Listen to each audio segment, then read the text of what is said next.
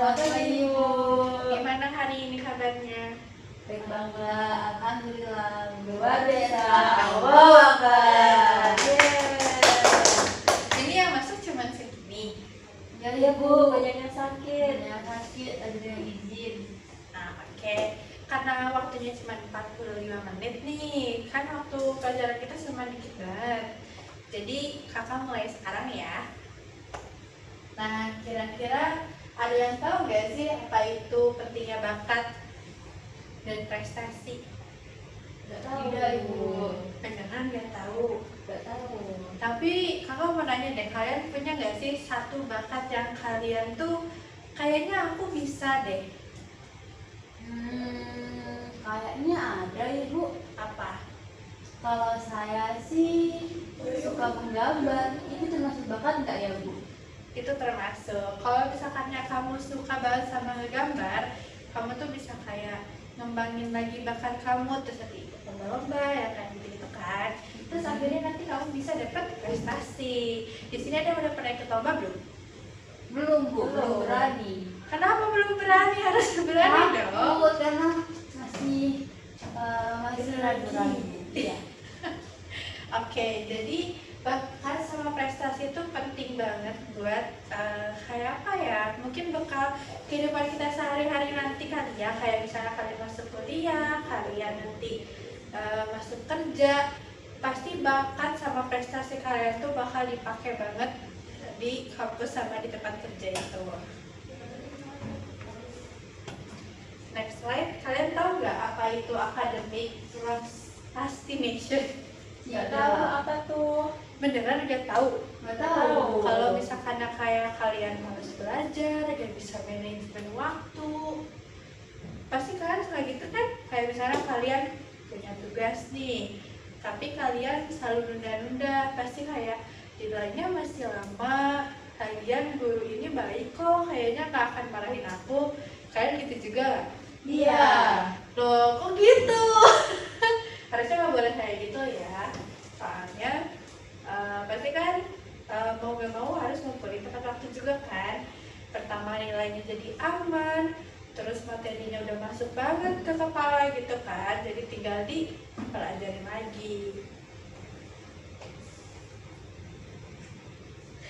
Nah, ini nih, adapun penyebab utama academic procrastination antara lain kurangnya kemampuan manajemen waktu, rendahnya motivasi belajar, ketidakjelasan tujuan atau prioritas, gangguan lingkungan, kayak HP, teman, dan lain-lain.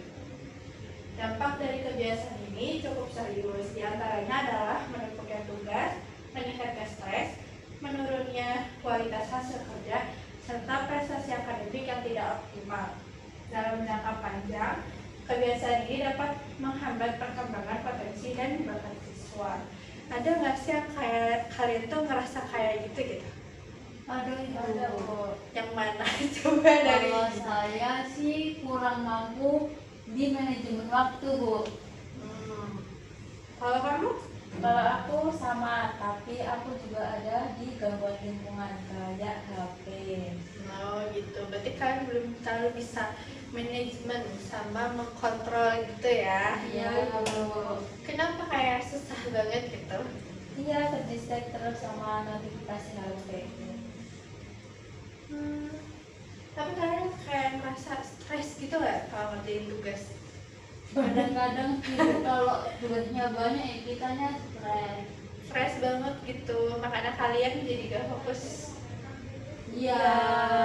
Dan lebih milih main HP, scroll. Iya, karena bisa bikin mood baik gitu. Oke. Terus gimana dong cara ngatasinnya? Kira-kira ada yang tahu nggak gimana sih cara ngatasinnya? Nggak tahu Bu. Soalnya kita udah sering melakukan kayak rencana-rencana tapi nggak berhasil. Nggak berhasil. Contohnya apa sih sampai bilang nggak berhasil? Ya nggak bisa konsisten aja sih Bu. Niatnya sekarang pengennya berubah, besok lagi mulai lagi Bu. Kalau kamu gimana? Sama. Kok sama dua-duanya ya? Susah ya. Nah, ini nih cara-caranya supaya kita tuh bisa menghilangkan rasa malas yang ada di diri kita. Yang pertama, memecah tugas besar menjadi bagian kecil. Kayak misalnya kalian punya nih banyak tugas dari 3 mata pelajaran. Misalnya dari pelajaran IPA, kalian tuh dapat tugas yang kayak banyak banget gitu, kayak harus observasi, harus nge-review atau segala macam. Kalian kerjain dulu 2 tugas kalian yang cuman sedikit itu, baru kerjain yang paling besar itu. Nah, yang kedua, memulai dari langkah kecil atau start small. Misalnya, kalian mulai meniatkan diri kalian buat misalnya kayak, aku kayaknya nanti siang harus mulai belajar deh. Atau dari jauh-jauh hari, kalian tuh bikin to-do list gitu. Kayak misalnya, jam segini aku belajar, jam segini aku ngerjain tugas. Tetap dibikin aja to-do listnya buat kayak sebulan ke depan. Nah, kalau misalkan yang ditulis itu ternyata di kalian hari itu nggak ada tugas, jadi bisa dipakai buat kayak refreshing, main sama teman, bisa scroll kayak gitu. Terus ada meningkatkan kesadaran waktu. Terus mengurangi distraksi secara bertahap. Misalnya karena kebiasaan scroll terus tanpa batas, nah kalian tuh mulai ngebatasin gitu, kayak aku cukup main HP-nya sejam doang, udah gitu aku belajar sampai 2-3 jam, nah nanti istirahat scroll lagi kayak gitu. Tapi intinya istirahatnya cukup sebentar aja, seperlunya aja.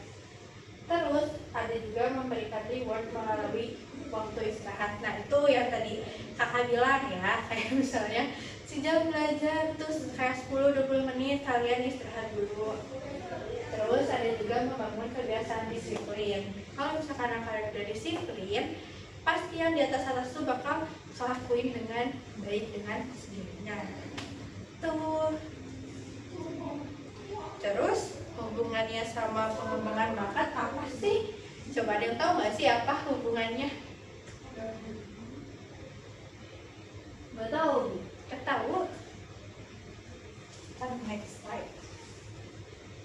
Nah, hubungannya tuh membantu siswa dalam membagi waktu antara belajar, berlatih keterampilan, dan beristirahat, sehingga keseimbangan antara aktivitas akademik dan pengembangan diri dapat tercapai.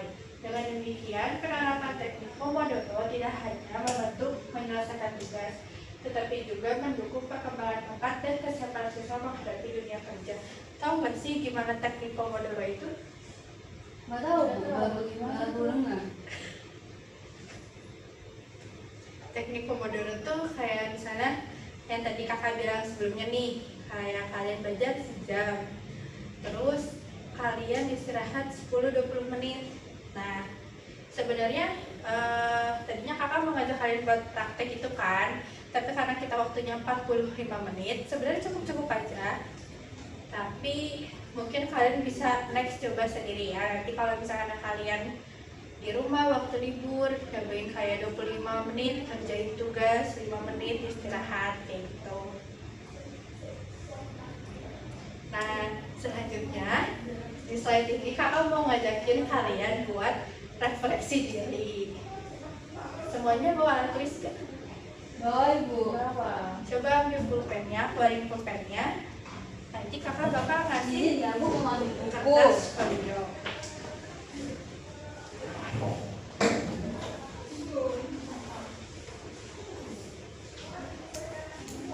Pulpen aja bu.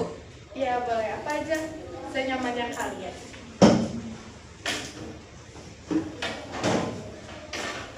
Nah, kakak bakal ngasih kertas folio ini ke kalian.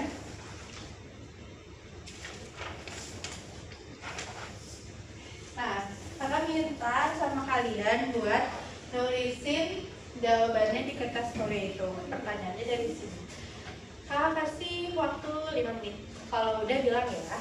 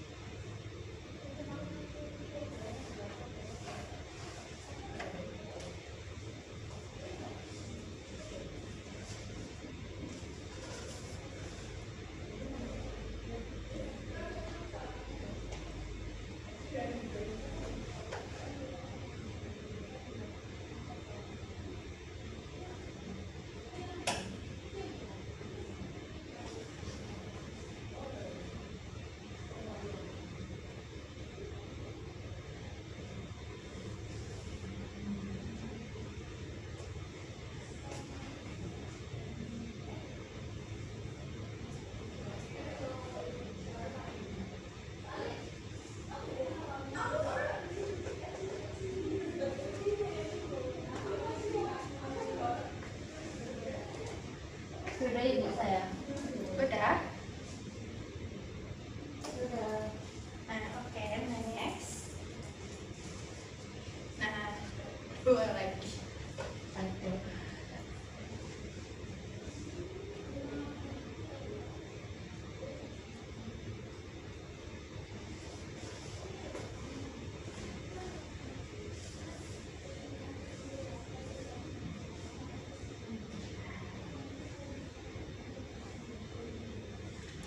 Berarti di sini belum ada yang pernah nyobain teknik Pomodoro ya?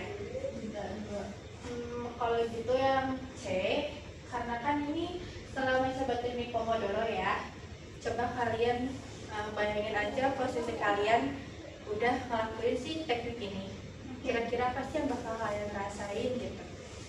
Oke, Bu.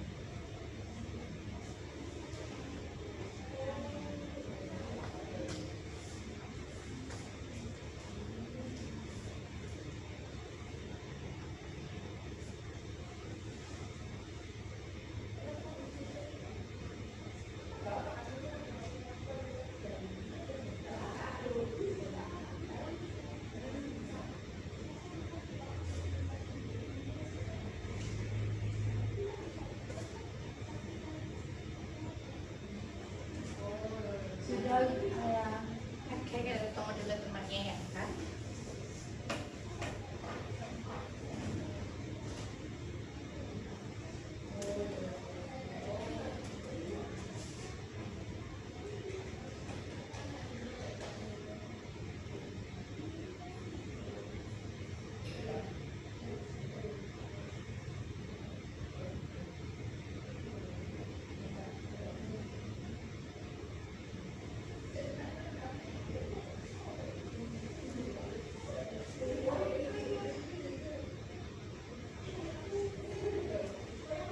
Sudah. Sudah, oke. Nah, sebelum kita next slide, karena ini tinggal satu slide lagi beres. Nah, kakak di sini mau nanya siapa yang mau nyebutin yang udah kalian tadi tulis. Salah, Bu. Coba Nala. Ya, yang pertama untuk identifikasi diri, tiga kebiasaan pribadi yang sering saya lakukan itu seperti scroll TikTok, terus pemanas-pemanasan, dan sering ketiduran karena belajar. Terus habis itu jelaskan alasan kamu melakukan penundaan tersebut karena malas belajar dan sering terganggu oleh notifikasi email. Terus apa dampak yang kamu rasakan?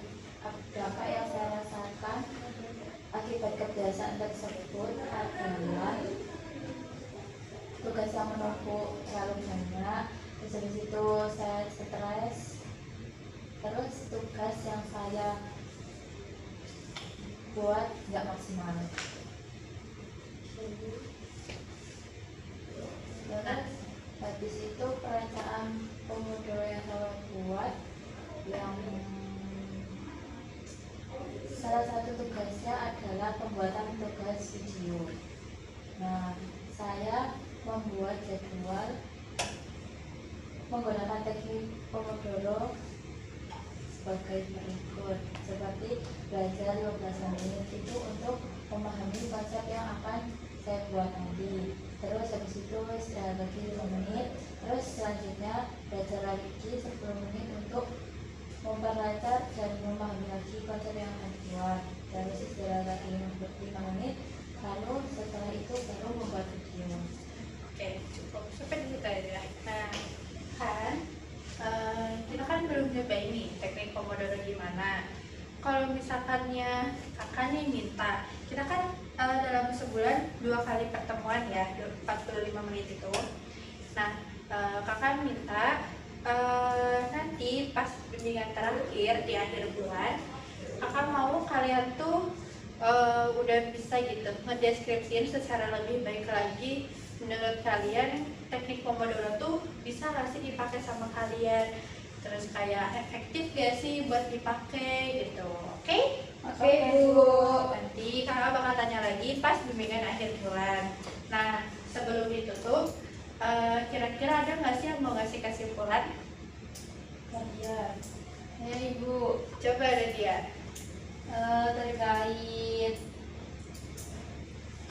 Terkait bakat dan minat, kita kan dulu tadi ada beberapa yang masih belum mengetahui bakat minatnya, dan juga terdapat beberapa faktor yang bisa mempengaruhi efektivitas belajar dengan menggunakan lalu Ibu memberikan solusi dengan menggunakan teknik Pomodoro, yaitu teknik yang menggunakan menyisi tugas dan bridge supaya kita itu tidak lama bosan dan bisa mengerjakan tugas kita secara optimal. Seperti itu, Ibu. Oke, terima kasih ya Nadia sudah memberikan kesimpulan. Ya, Ibu. Oke, cukup sekian bimbingan hari ini, dan kita ketemu lagi di bimbingan akhir bulan, dan jangan lupa ya buat tugasnya. Ya, Bu. Oke, terima kasih semuanya.